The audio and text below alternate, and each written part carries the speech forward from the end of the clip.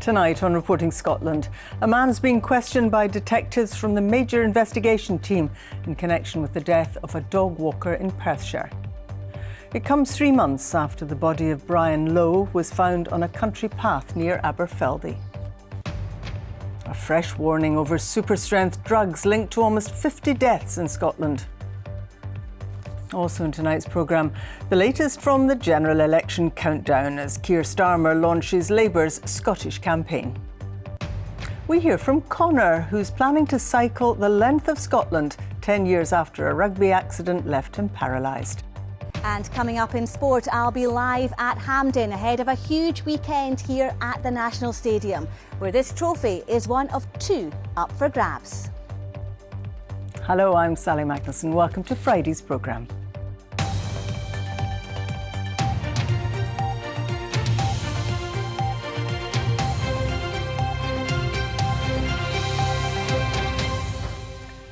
A man has been arrested in connection with the death of a Perthshire dog walker 3 months ago.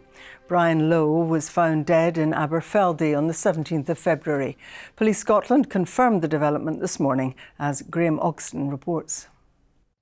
The man is being questioned by Police Scotland's major investigations team, with his arrest being confirmed earlier this morning. Now, officers are in attendance in numbers at this property behind me here in Aberfeldy, not far from where Brian Lowe's body was discovered at about 8:30 in the morning on the 17th of February.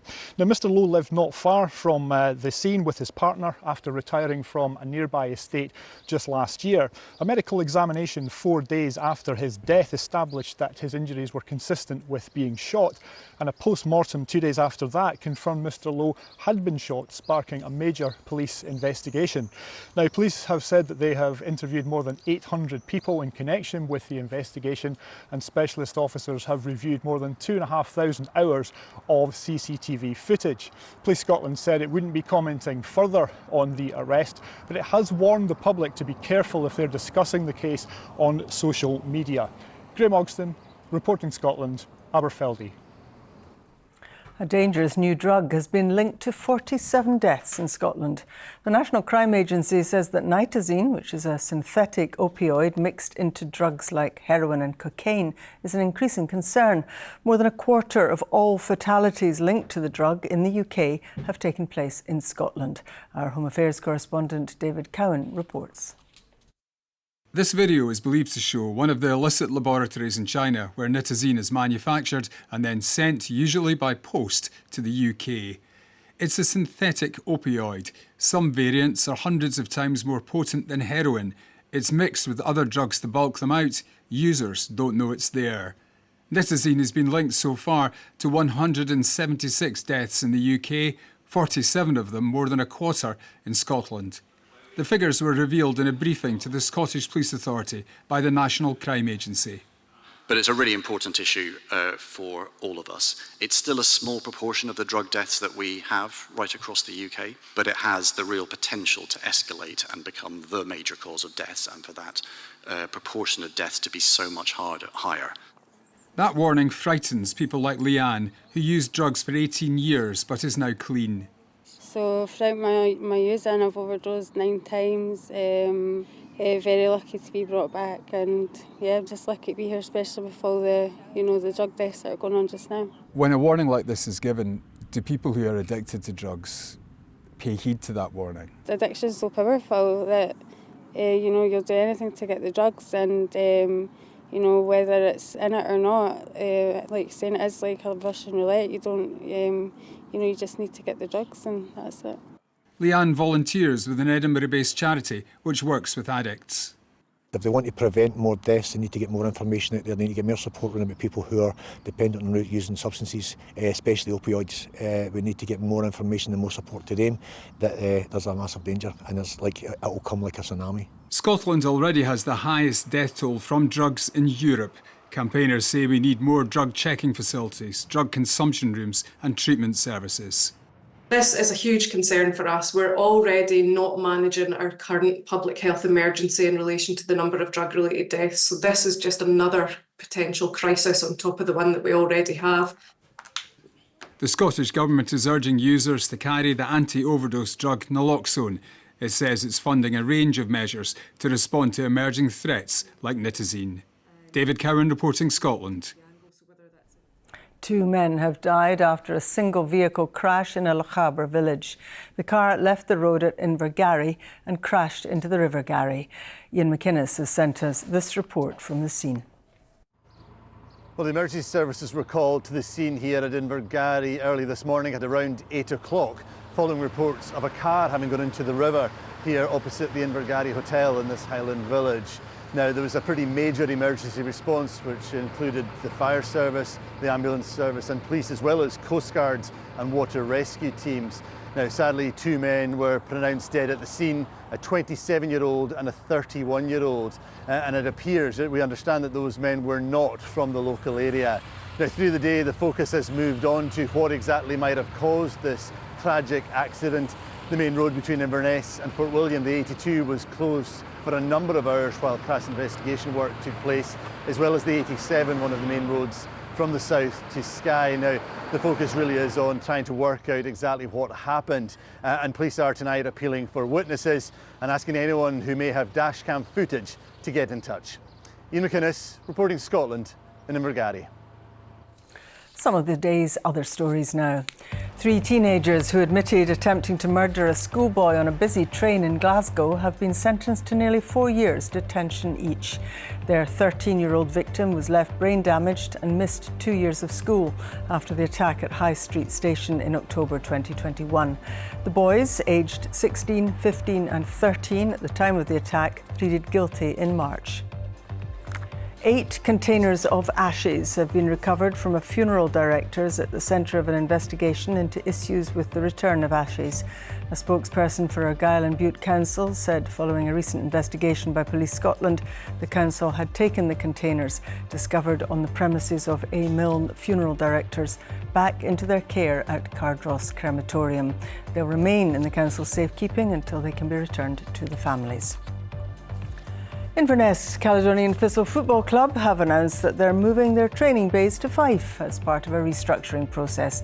The club, who were relegated to League One last week, have reached an agreement with fellow League One side Kelty Hearts to use their facilities at New Central Park Stadium. The club say Inverness will always be home, but cite geographical challenges, including attracting players and housing costs for the move.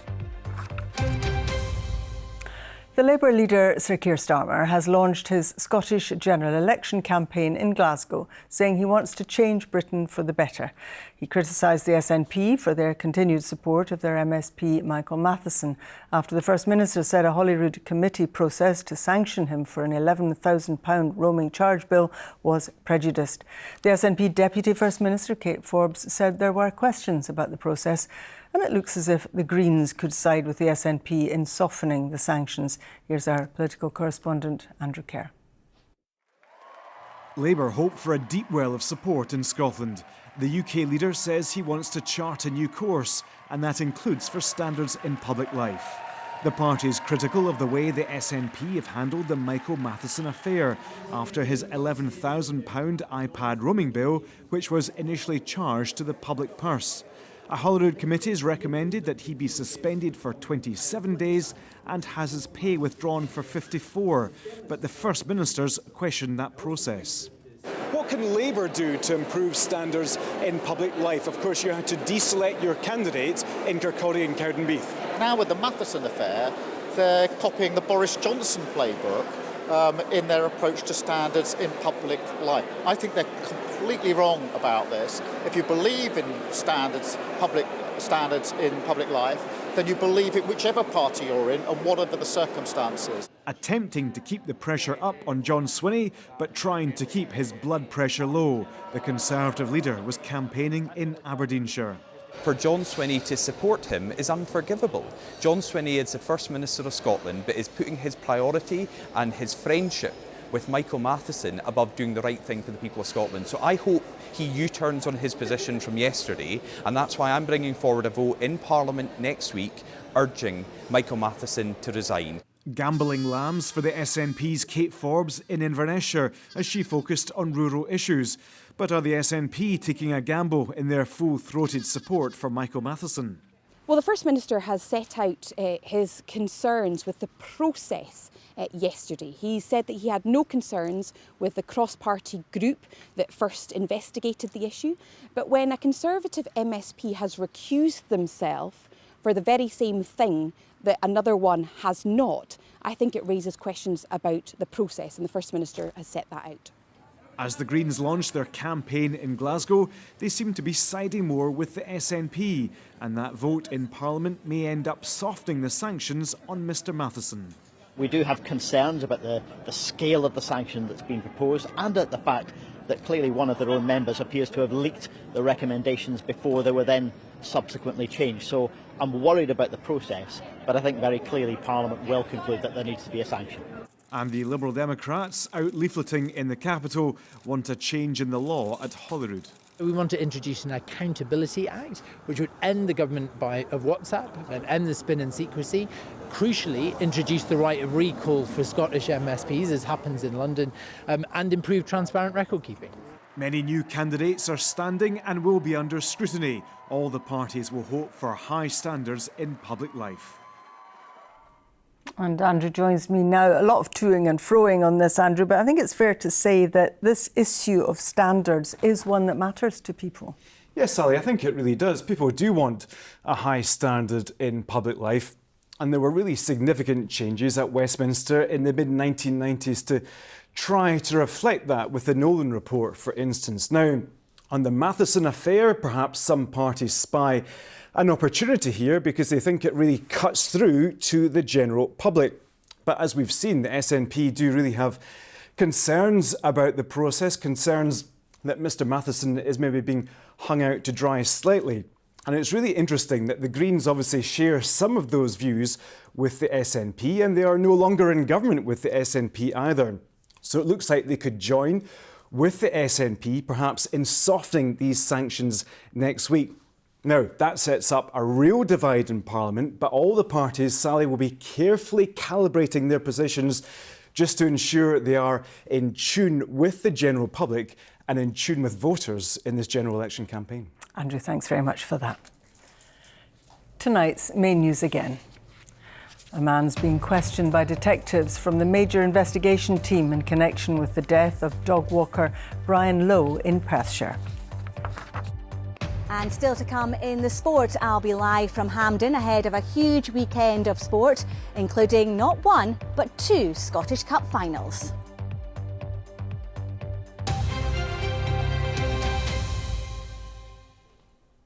Connor Hughes broke his back playing rugby in 2014 and was left paralysed from the armpits down.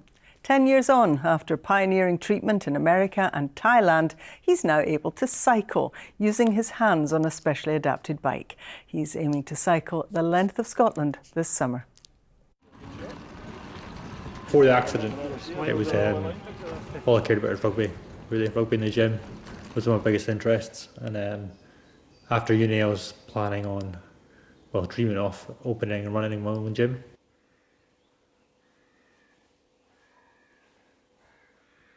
In the first few months, we're just getting past the pain initially, and then once the pain was under control, it's the emotional toll that's the hardest part.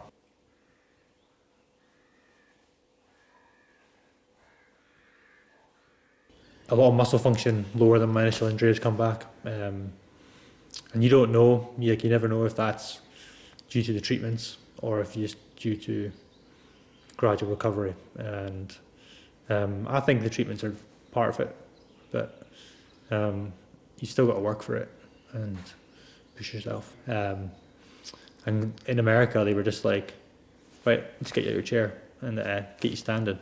And they just literally grab you and throw you about, and it was a very scary process. But once you realise, it's okay, you're not going to hurt yourself or anything. It's that was a big change. Lying in bed all day, sitting in a chair all day, it's not good for you.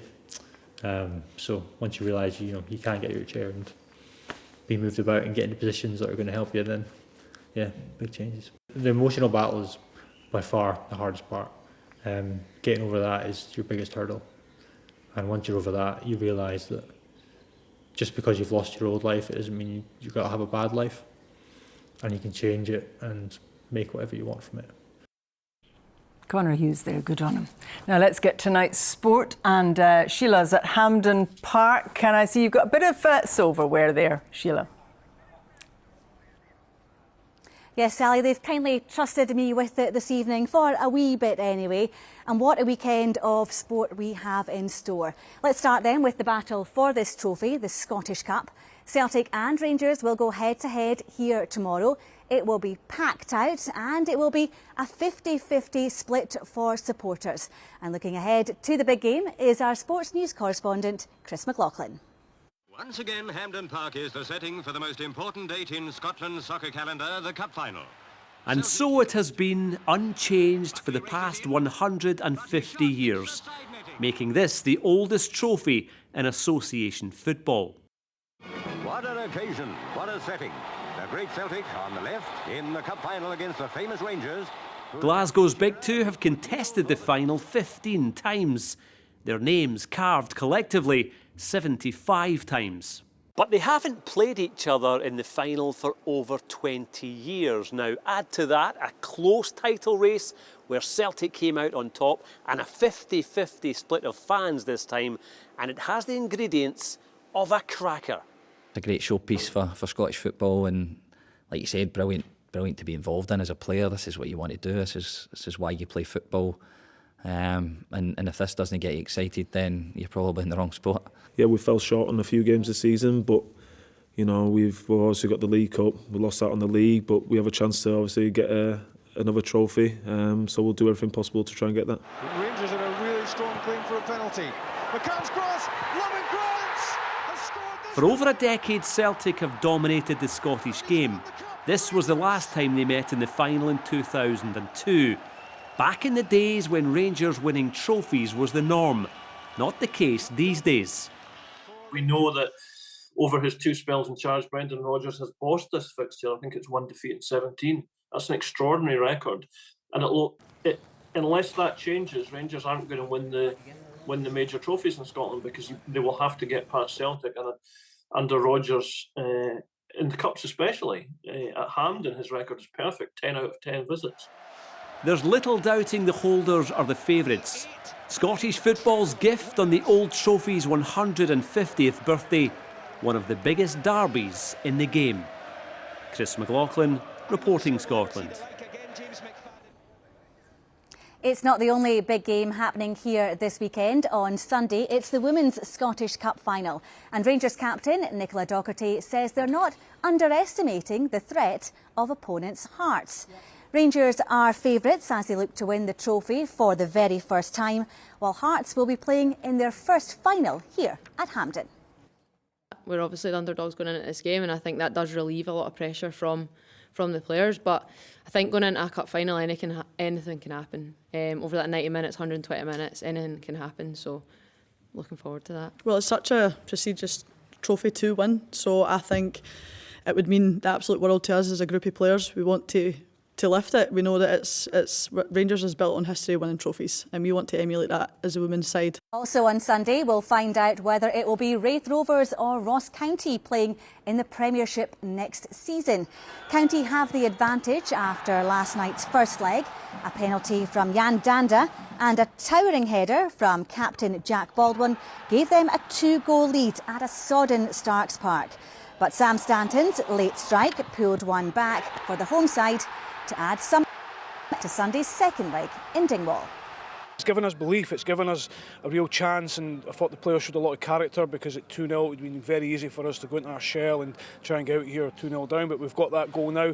We'll go up there and we'll try and win the game. We have to win the game now. We know what we need to do. It takes nothing away from what I've seen from my group. You know, really good away performance. The fact is we've not won away from home, you know, since September. So delighted for them that, you know, we go back up the road with a lead. Now to a huge night for Scotland's Josh Taylor in Leeds tomorrow. The Tartan Tornado finally takes on bitter rival Jack Catterall in a rematch more than 2 years in the making. In Leeds for us is reporter Andy Burke. Well, here we are on the eve of one of the biggest grudge matches in the recent history of British boxing. Josh Taylor versus Jack Catterall, the rematch. The first fight between the pair was, of course, hugely controversial. Josh Taylor awarded a points victory in a fight that many people believed he lost, and that decision has undoubtedly damaged Taylor's reputation in the eyes of many. But perhaps there's another reason that the Scotsman's accomplishments in the sport have gone underappreciated. So maybe that's because, you know, he's Scottish, I think, being completely honest. I mean, we know he's very well respected in your parts and, you know, arguably the best fighter ever from Scotland with Ken Buchanan. But also, you know, we don't have a tendency, us English, to really get behind Scottish sportsmen and athletes probably like we should, because, you know, his achievements are quite incredible. Well, the fighters have just climbed off the scales. Josh Taylor coming in just under the 140 pounds limit at 139.6. All the build-up, all the controversy, the insults flying back and forth, it's all going to wash away. It's all going to be settled here in the ring tomorrow. Josh Taylor versus Jack Catterall here in Leeds on Saturday night. It's set to be a cracker. A cracker in Leeds and hopefully a couple of crackers here this weekend. It all gets underway tomorrow. This trophy is on the line and it's live on BBC One Scotland. Thanks very much indeed, Sheila. Great sporting weekend ahead. Now, a blockbuster exhibition celebrating the French artist Edgar Degas opens in Glasgow this weekend. The Impressionist who loved to capture real people divided opinion in 19th century Paris, but he was adored in Glasgow, which is why so many of his works are here today. Our arts correspondent Pauline McLean reports. Real people in real places. That was what motivated French Impressionists like Edgar Degas. It wasn't to everyone's tastes, and works like this were hissed at auction. Today we think of these beautiful pictures. We can't understand why it caused such a kind of revolution at the time. But it's because people were used to historical subjects of import. You know, so contemporary life, ballet dancers and jockeys at the races were not subjects which were deemed suitable for art. There's more to Glasgow than engines and machine shops. In the art galleries, there's a collection of major importance, a collection worth coming a long way to see.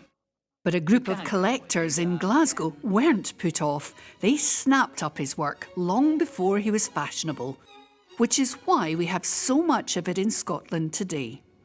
This year there are going to be exhibitions of Impressionist art across Europe.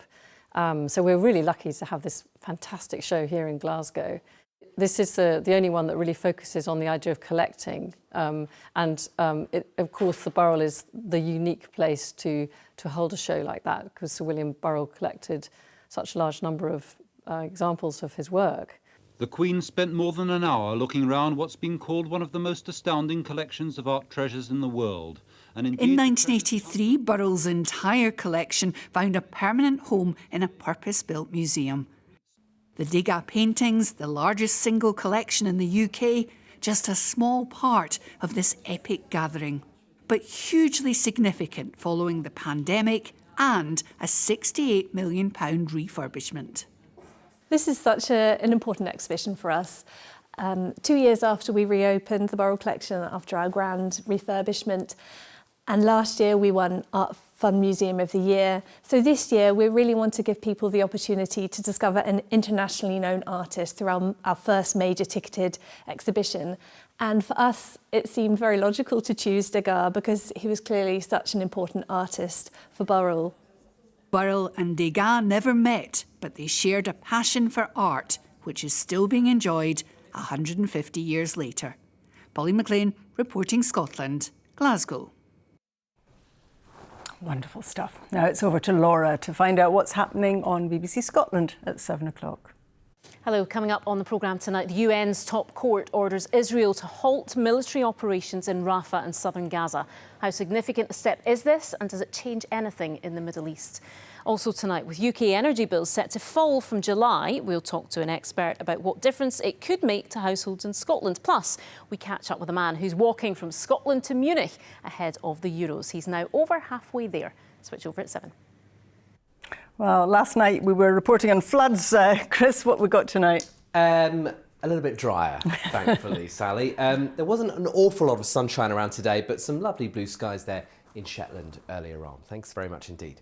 Very good evening to you. We've had a fairly cloudy day across the country today. Still some swollen rivers after all that rain that we saw yesterday. And we've seen a few showers around. This is the satellite and radar picture from earlier. You can see a few showers in towards the central belt. Those still with us into this evening for a time, but they will fade away. And then we're left with a largely dry picture overnight with that cloud beginning to thin and break. There'll be some clear intervals and temperatures in towns and cities 8 to 10 Celsius. To tomorrow then, and we have an area of high pressure nearby and we're in between two weather systems, so that should afford us a reasonable day of weather, drier, brighter and warmer than today. It will be a cloudy start, mind, but that cloud should thin and break through the course of the morning into the afternoon. 1 or 2 showers here and there and a decent afternoon follows. Now, not wall-to-wall sunshine, I should say that, but some decent bright or sunny spells coming through, lifting temperatures to 19 or 20 degrees. Clouds thickening towards the southeast through the Lothians and borders, but elsewhere some decent spells of afternoon sunshine. Bit of low cloud actually towards the northeast coast around the Banff and Buchan coast. A little more cloud across Orkney and Shetland there. So for those hill walking or climbing, well, first thing, cloud bases around 300 to 400 metres, but tending to climb through the day above the summits eventually. And then it's a nice afternoon, some sunny spells and temperatures on the summits around 9 or 10 Celsius. Winds coming in from the southeast. Across the border hills, the cloud will readily thicken through the afternoon and rain later. Here's why. You can see that little system just working its way in off the North Sea there. That'll bring increasing cloud and some rain Saturday evening, and then another system for Sunday. But here's Saturday evening and Saturday night. You can see the thickening cloud, outbreaks of rain across central and southern Scotland, and still with us as we head through towards Sunday, but now joined by the other system pulling in from Wales and Northern Ireland. So Sunday is a good bit wetter compared with Saturday. Here's the details then, and you can see much of central and southern Scotland cloudy with outbreaks of rain. Best of any dry and bright weather likely across the northwest Highlands, and the showers into Sunday afternoon could be thundery through Ayrshire, Dumfries and Galway, South Lanarkshire. Temperatures down a few degrees, 15 to 17 Celsius, winds still largely light. And then to Monday, well, fairly widespread chance of catching a shower. Those could well be thundery as well. And once again, temperatures by afternoon around 16 or 17 degrees. That's the forecast for now. So enjoy Saturday and count our blessings. Thanks very much, Chris. Now, tonight's main news again. A man has been arrested in connection with the death of Perthshire dog walker Brian Lowe in Aberfeldy 3 months ago. Fiona Stalker will be here with your late news at around 10:30 tonight. From us, goodbye.